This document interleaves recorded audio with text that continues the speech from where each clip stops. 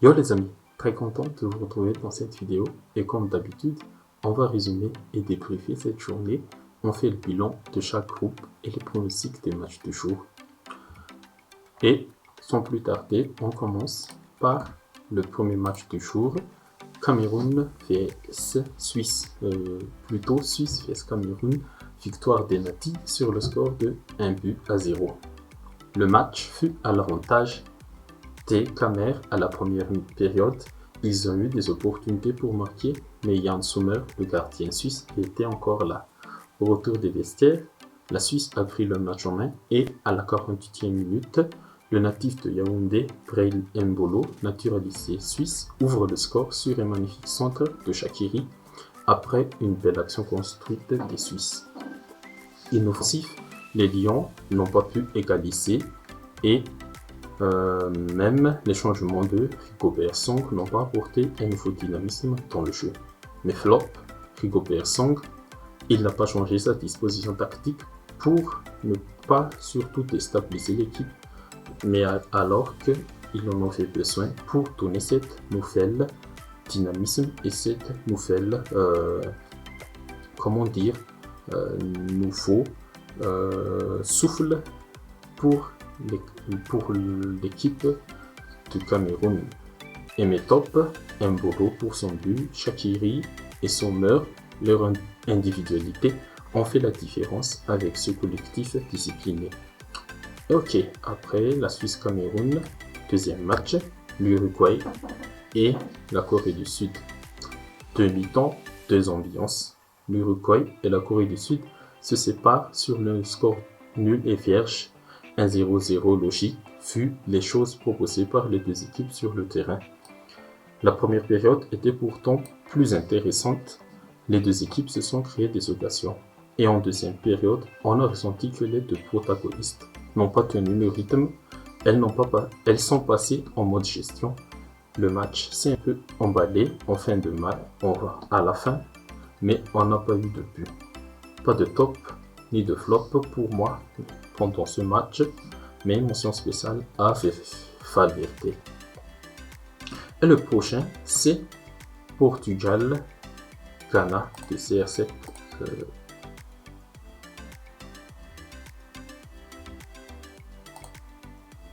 Hop là, voilà. Et oui, le Portugal de CR7 a réussi son entrée. Victoire 3-2 contre le Ghana. Mais la victoire fut acquise dans le combat, dans le dur. Durant la première période, le Ghana a marqué le plus, c'est-à-dire n'a fait que défendre pour ne pas concéder de but. Le Portugal a marqué, mais le but de Cristiano fut refusé parce qu'il y avait une soi-disant faute sur le défenseur ghanéen. Et le match s'ouvre enfin en deuxième période. Le Ghana sortait petit à petit de sa zone de confort. Les Portugais ont bien exploité l'espace. Résultat, un penalty obtenu, mais ce penalty est vraiment discutable. Peut-être une compensation du but rusé en première période. CR7 le transforme et devient le premier joueur à marquer un but dans 5 coupes du monde différentes. À partir de ce moment, la Seleção, qu'on appelle aussi le Portugal, pensait maîtriser le match, mais c'est à partir de ce moment aussi que les Black Stars ont sorti leur jeu. Résultat, Jordan Ayew égalise à la 73e minute. Et c'est symbolique ce but parce que c'est le premier but d'une nation africaine dans cette Coupe du Monde. Mais après tout ça, l'invisible João Félix redonne l'avantage aux Portugais à la 78e sur une passe laser de Bruno Fernandes, aidé aussi par une déconcentration de la défense ghanéenne. Mené au score, le Ghana est obligé de sortir et quand il sort, il y a de l'espace et ce fut bien exploité encore par Bruno Fernandes et Rafael Leao qui marque le troisième but portugais. Et en conclusion du match, une fin de match très excitant, les Black Stars reviennent encore sur un but de Ousmane Boukari qui a célébré son but à la CR7 en faisant le zoo. Et en toute fin, La grosse boulette de Diogo Costa, le gardien portugais, a failli coûter le match, mais heureusement que Iñaki a glissé. Mais flop alors du match, la défense portugaise, surtout l'axe central, Ruben Dias, Danilo Pereira, elle s'est endormie alors que le match n'était pas fini. Conséquence de but encaissé, le coaching Toto Atto, qui a un peu déséquilibré l'équipe et a coûté 2 buts au Ghana en 4 minutes.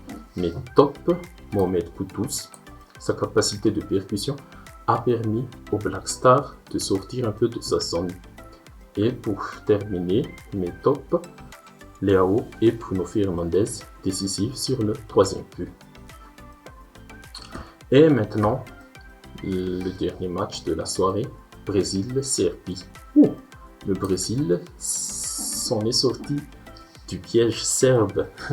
Face à cette Serbie bien regroupée, tactiquement disciplinée, le Brésil s'en remet au talent individuel de Neymar, Vinicius, Richarlison, auteur des 2 buts brésiliens, l'attaquant de Tottenham. Le 2e but était génial, centre de Vinicius, contrôle du pied gauche et retourné acrobatique de Richarlison, peut-être déjà l'un des buts de ce mondial. Et la Serbie s'est battue, elle n'a pas tenu, elle a craqué et n'a rien proposé aussi offensivement pour revenir dans le match. Une victoire importante pour le Brésil qui prend la tête de ce groupe, mais le gros souci c'est Neymar qui sort sur blessure. Et vu l'image que j'ai vue sur les réseaux, c'est une blessure très grave. On espère qu'il sera là encore pour le Brésil au prochain match. Et mes tops de ce match, Richarlison, Vinicius et le gardien serbe Vanja. Et les flops, les attaquants serbes, surtout Mitrovic, Tadic et Vlahovic. Du coup, on a résumé et débriefé un peu le match et le bilan de ce groupe. Maintenant, le bilan. Attendez, le bilan.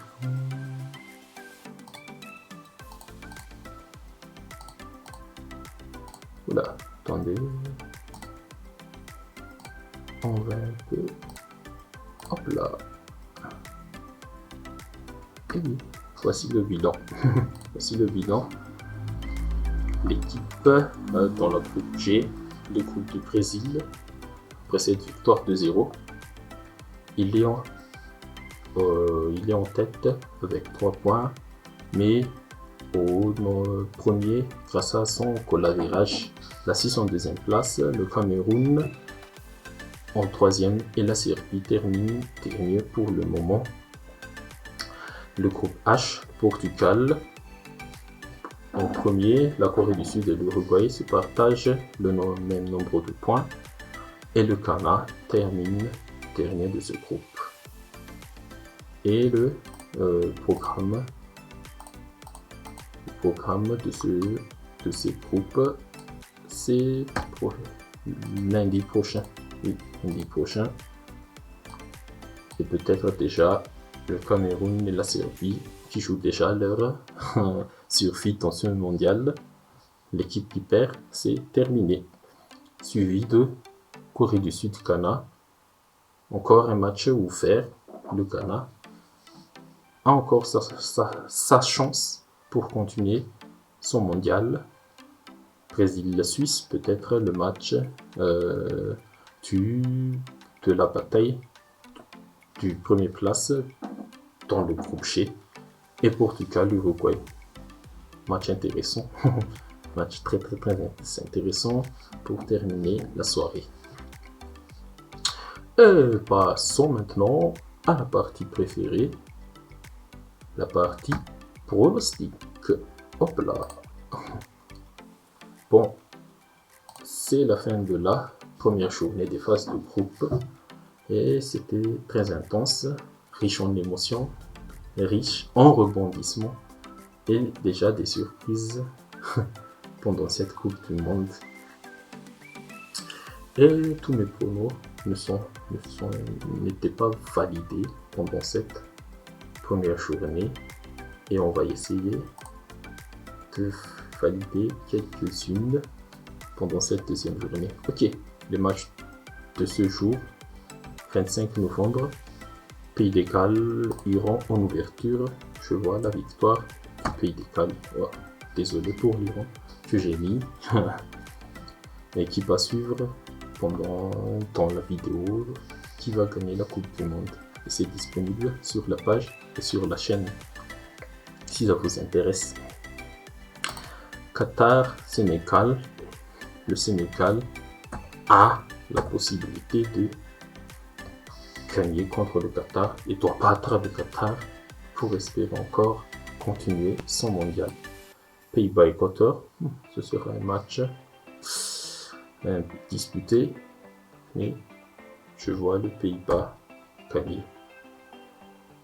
Et pour terminer, États-Unis, Angleterre, ce sera le match nul de la journée. Et merci encore à vous d'avoir suivi et regardé cette vidéo jusqu'à la fin. Si ça vous a plu, évidemment, n'hésitez pas à liker, à commenter, à partager et surtout à vous abonner à la page et à la chaîne YouTube pour soutenir le travail de Foot Jessaga. On sera là, je suis là pour vous pendant toute cette Coupe du Monde. Allez, ciao, prenez soin tous de vous. Merci.